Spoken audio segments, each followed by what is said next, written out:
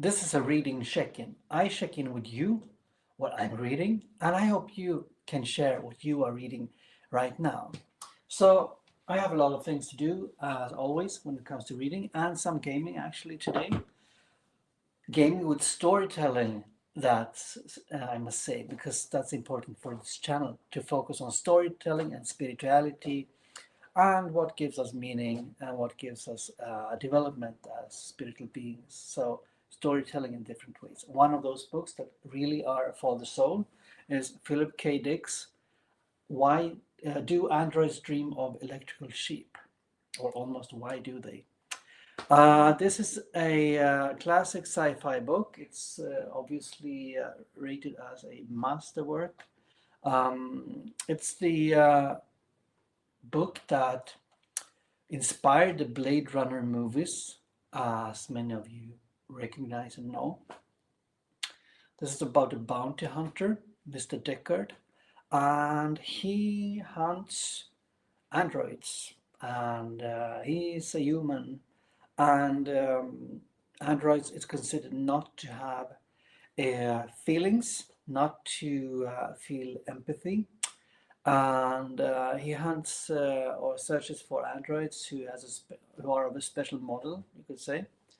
Um, this book, I'm more than halfway through. I hope to review this on the channel later this week. It's about identity. It's about meaning. It's about feelings, of course. What does it mean to be human? Can we judge people so categorically, as I told you before? Those who have empathy, those who have not. Does this mean that humans always have empathy? Um, and if it's fake, because he uses a test called the Voight-Kampff test, and it's, you can say, it's early criticized in the book. It's a test to judge if you have empathy or not. If you don't have empathy, you're a robot, and then you're supposed to kill that robot. Um, and it poses questions about what is fake, who is, what is humanity, what is meaning, what is identity, um, what do we care for? Does our feelings count if we are put in one bracket or the either, in one group or the other? Um, so I think this is very interesting, very philosophical. It's counted in the realm of cyberpunk, and you have the cyberpunk aesthetics of the environment. You have the cyberpunk aesthetics of you could say cyberware or technique or technical advancement. Um, it's on the philosophical level, yeah, so far, not so much. Yeah, maybe you have that, right? Because this is about when some people have migrated from Earth and those who couldn't stay on Earth after a big war, you could say, or a big catastrophe. So this one triggers me a lot and entices me and makes me very engaged because it's about human values and human connection, which goes hand in hand with other things I read and do. So I recommend you to try this book and see for yourself. I have this cyberpunk project here on the channel where I'm writing short stories during the summer within the cyberpunk sphere. Those who know me know that I'm a huge mythology and fantasy reader. And so why cyberpunk? Well, I think that's a good place to start for me telling the stories I think it's important for me to tell, and hopefully interesting for you to read and listen to as well. More on that in one of my videos about short story writing, so you can check it out. There's a playlist for cyberpunk. We can continue with a cyberpunk trail. So, as I'm quite new to cyberpunk in a way, but I realized I actually had collected cyberpunk. I'm trying to gather literature and read that. So here is Akira, the manga about this boy. It's very common in cyberpunk that the action is put in a dystopian world. This is the of Japan, and Tokyo, I think. And suddenly he is in a kind of accident because they're going around with motorbikes all the time in this manga. And he's drawn into a conflict and um, a political scheming and a conflict on many levels with multinational corporations, with politicians, and also with the low life, the ordinary people who are drawn into this conflict. And there's of course cyberware and things like that connected to this as well. Looking forward to tell you more about the book, also reviewing it very soon on the channel. So Akira, like this, right? Very good and also very beautifully painted. So just see if I can do like this. It looks like this. Very nice panels. I'm not so much into manga actually. I only have a few. It's a Vagabond, it's Vinland Saga, and it's this one, Akira. So looking forward to continue that. Jump into another genre, and that is fantasy, of course. As you know, I'm reading that a lot. I recently finished The Great Hunt. You can find the review here on the channel. I've started a bit in Dragon Reborn. Looking forward to continue, but I have a lot of things to do and a lot of books to actually finish for you and for me. One of them is this one. Let's see. And that is the Empire of Silence. I've read this one, but I'm reading the fourth book, Kingdoms of Death,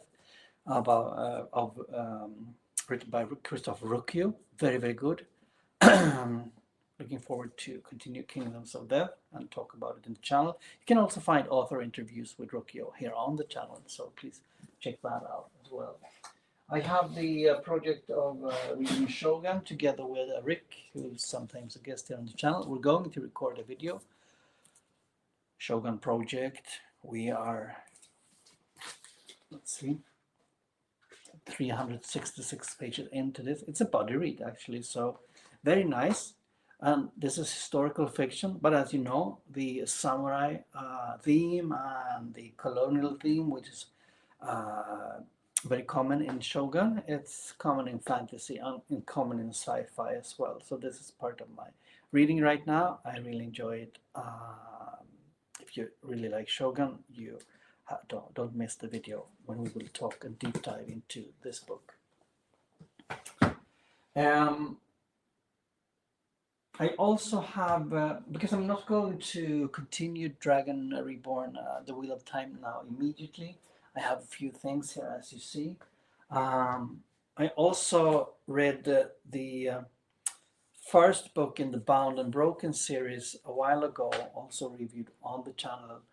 I'm going to continue now with the second book, quite thick one. This is by Ryan Cahill, Of Darkness and Light.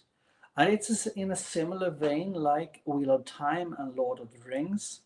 However, a bit different, because if Wheel of Time is extremely epic in scope, maybe not as mythological deep as Lord of the Rings, this one focuses much more on emotions within the characters, and their relationships between each other, and also the relationship between the Kaelin, the protagonist, and the dragon, because a dragon. So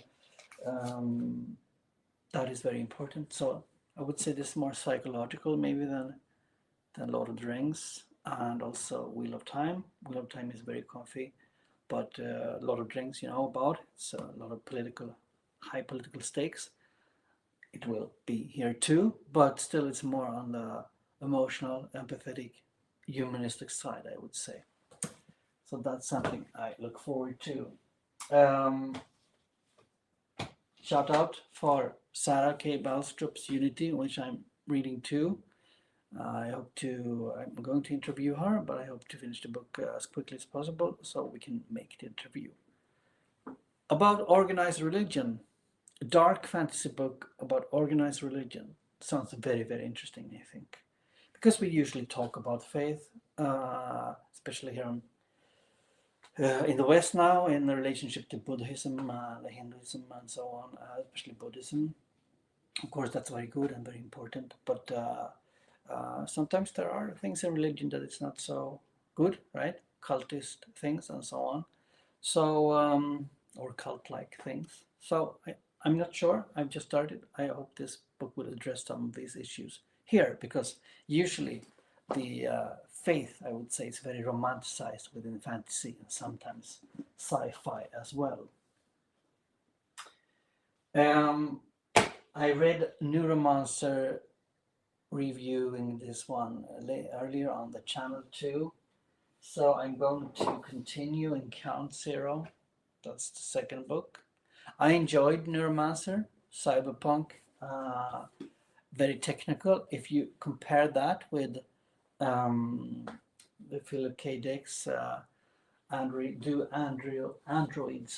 Dream of Electrical Sheep, well, then Neuromancer is very different, even though we all know this book is probably the one who created the cyberpunk stereotypes. Sorry for the deviation there, because I was talking about fantasy, just switched a little bit. I hope that's okay. I also am doing some gaming at the moment, and the same there with the books. I focus on books that give well-being, spiritual values, spiritual development in different ways. I think you should always do things on your spare time that is good for you. No stress, no chores, and so on. I'm enjoying myself immensely with the Outer Worlds. And if you know the game a little bit, this is about you having an important mission for the Earth Directorate. You have landed for very unclear reasons in Arcadia. It's a place on this planet, and you are in the middle of a conflict or almost a war between protectorate. There is an order, mathematical order as well, and you have something called the Auntie's Choice, which is a very capitalist organization. It makes a lot of fun of maybe our society today, and I think the humor is great. It has been compared with Fallout. Of course, if you look it up, it's obvious. It has been criticized a bit here on YouTube. It's easy to be criticized on YouTube, right? But I highly regard this game, and I think you should try it. I think storytelling is great. There is also a first game, of course, which you should try out. Because stories can be told in so many settings. It doesn't need to be fantasy. It doesn't need to be cyberpunk or anything else. It can be the setting as well. So it can give us a lot of value. A value to develop ourselves as a human being, to take a step back, to feel that desires and ambition, achievements is not important. It's just okay to be yourself. What a better way to do that than with a game or with a book, for example. Another game that gives me a lot of nostalgia is this Triangle Strategy. This is a tactics game. It means that it's maybe 16 bits, pixels and so on, pixel art, 2D. HD maybe even. You're caught in a war, conflict between three kingdoms, and they fight over salt iron resources. Of course, they can't agree on that, even though the game starts in peace, because it's the first time they have some kind of peace treaty for many years, because people have the countries have fought war about the salt iron resource. The story is quite complicated. You can't not maybe accept that in this kind of game. It's very Game of Thrones. It's a lot of political conflict, political scheming. It's on the personal level between who becomes a king, who should inherit different resources, who should inherit different titles. So it's on the Game of Thrones level. I'm really impressed by the story. I'm looking forward to play it. I've become so impressed by it, so I have also found another game called the Ogre Tactics or Battle Tactics. I haven't received that one yet, but it's in a similar vein too. And what I like with these games is that they, since the graphic is not, so good or so modern, rather it's very good, I would say. You can focus a lot. The developer can focus a lot on the story. So that's a few things what I'm doing right now, and I wanted to give this video to you who are new on the channel because we have been growing a lot here. Again, it's a small community, I know that. It's a very small channel, I know that. But with this channel, I have learned to know a lot of nice people out there, and many of you here who hear that know who you are. And I would like to continue to do that, because the most important thing is not likes, it's not subscribes, and so on. It's to create this kind of community. It can become a very small one with maybe 10 people, I don't know. It can become a big one where we help each other to find books and find games that creates well-being for us and that develop us spiritually in different ways. And as I said, with spiritually, I mean non-materialism, that we take a break from the modern society where we have to fight for achievement and for success, for status, all these kind of things. We have to rest from, and reading books, playing games with great storytelling is a great way to do that. So if you like this video, please give a comment below on what you are reading right now. More things will come up during the week. The review, as I said, on Do Androids Dream of Electrical Sheep, the Akira review, and also Cyberpunk short writing project update video number 2. There is already one here, as I said, on the channel. So with that said, I wish you a great day, and drink a cup of tea if you haven't done it yet. I'm drinking black Yunnan pu'er tea. So see you next time. Thank you and bye.